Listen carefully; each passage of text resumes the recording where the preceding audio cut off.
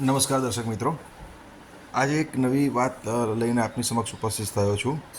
ઘણા વખતથી આપણે છેલ્લા અઠવાડિયાથી સાંભળીએ છીએ કે એર ઇન્ડિયાનું આ ફ્લાઇટમાં ટેકનિકલ ખામી હતી, એટલે ફ્લાઇટને કાં તો રનવેથી પાછી વાળવી પડી અથવા તો અધવચ્ચેથી પાછી લેવી જવી પડી. અને કમનસીબે એર ઇન્ડિયા સાથે અત્યારે આ બધી વસ્તુઓ એક સામટી થઈ રહી છે. એવું નથી કે ખાલી એર ઇન્ડિયા સાથે આ વસ્તુ થાય છે, ઘણી બધી ફ્લાઇટ ઓપરેટર્સ સાથે આ વસ્તુ થતી હોય છે અને એ બહુ સ્વાભાવિક છે. જ્યારે ફ્લાઇટને આપણે શટલ સર્વિસ જેમ ચલાવતા હોઈએ અને વચ્ચે આપણને કોઈ ફ્લાઇટનો મેન્ટેનન્સનો કે એવો પ્રોપર સમય ના મળતો તો આવું વસ્તુ થવી સ્વાભાવિક છે. ઘણા બધા કારણો છે, આના ટેકનિકલ કારણો ઘણા બધા છે, આપણે એમાં નથી જતા. પણ મારે એક બહુ જ અગત્યની વસ્તુ તરફ આપ સૌનું મારે ધ્યાન દોરવું છે કે આવી રીતે જ્યારે ટેકનિકલ કારણોસર જ્યારે ફ્લાઇટ રદ થાય છે, જેમ કે ગઈકાલે જ અભિલાષ ગોડા સાહેબની ફેસબુક પોસ્ટ પર મેં જોયું કે એ બોમ્બેથી અમદાવાદ આવતા હતા અને બોમ્બે એરપોર્ટ પર જ પાયલોટે ડિલે કર્યા પછી, ટેકનિકલ કારણોસર ફ્લાઇટ ડિલે કર્યા પછી ફ્લાઇટમાંથી પેસેન્જરોને બેસાડ્યા પછી અડધો કલાક પછી ડિક્લેર કર્યું કે આ ફ્લાઇટમાં ટેકનિકલ ખામી છે. એટલે તમે કાં તો એટલે આ ફ્લાઇટ અમે કેન્સલ કરીએ છીએ. અને મુસાફરોએ પણ સમય સૂચકતા દાખવીને એવું કીધું કે અમારા ફ્લાઇટમાં નથી જવું. એટલે એમણે ઓપ્શન આપ્યા એર ઇન્ડિયા એરલાઇને કે ક્યાં તો તમે તમારી ટિકિટના પૈસા રિફંડ પાછા લઈ જાઓ અને તમારો 1 કલાક પછી તમે લગેજ પાછો લઈ જાઓ, અને અથવા તો તમે ફ્લાઇટ જ્યારે ટેકનિકલ સમારકામ થઈ જશે ત્યારે અમે ઉડાડીશું, ત્યારે અમે તમને લઈ જઈશું.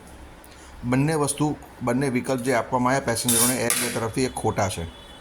શા માટે ખોટા છે જણાવો આપને. એર ઇન્ડિયા એવું કીધું તમે ટિકિટના રિફંડના પૈસા પાછા લઈ જાઓ. પૈસા પાછા લેવી એ આપણી પ્રાયોરિટી નથી. આપણે મુંબઈથી અમદાવાદ કે આપણા ગંતવ્ય સ્થાનેથી આપણા સ્થાને પહોંચવું જરૂરી છે. અને તમે જોજો જ્યારે આપણે ત્યાં એક્સપાયર થઈ ગયું ને આપણે કોઈપણ જગ્યાએ પહોંચવું હોય ત્યારે આ જ ફ્લાઇટ ઓપરેટરો જે રૂટીન ફ્લાઇટના 2 મહિના પહેલાંના ટિકિટના પૈસા 3,000, 4,000 કે 5,000 રૂપિયા હોય છે, એના 15,000 કે 20,000 રૂપિયા સુધી પણ લેતા હોય છે. તો છેલ્લી ઘડી આપણને જ્યારે ફ્લાઇટ કેન્સલ કરવાનું એવું કહેવામાં આવે કે તમે રિફંડ લઈ લો, તો આ ખાલી રિફંડ લેવાથી કામ સોલ્વ થઈ જશે. અને રિફંડ લીધા પછી આપણે પછી નવી ટિકિટ તો પરચેસ કરવાની, કારણ કે આપણે તો અમદાવાદ પહોંચવાનું છે મુંબઈથી. જેમ કે અભિલાષભાઈને પણ કાલે પહોંચવાનું છે મુંબઈથી અમદાવાદ, તો એમણે કાં તો નવી ફ્લાઇટની ટિકિટ પરચેસ કરવી પડી છે. જરૂર નથી કે એમણે 2 મહિના પહેલાં જે ટિકિટ જે ભાવે પ્રાઇસ બુક કરાવી છે 3,000 રૂપિયામાં, 4,000 કે 5,000માં, એટલામાં જ એમને ટિકિટ મળશે. એટલે આ વસ્તુ સદંતર ખોટી છે. ટિકિટના બદલામાં ટિકિટ જ મળવી જોઈએ, રિફંડનો ઓપ્શન હોવો જ ના જોઈએ. એવું પણ બની શકે કે 3 કલાક પછી ફ્લાઇટ ઓકે થઈને એમાં તમે બીજા નવા પેસેન્જર તમે કરંટ પ્રાઇસ તમે 15,000 પ્રાઇસની તમે બેસાડો છો, તો આ તો નફાખોરી થઈ.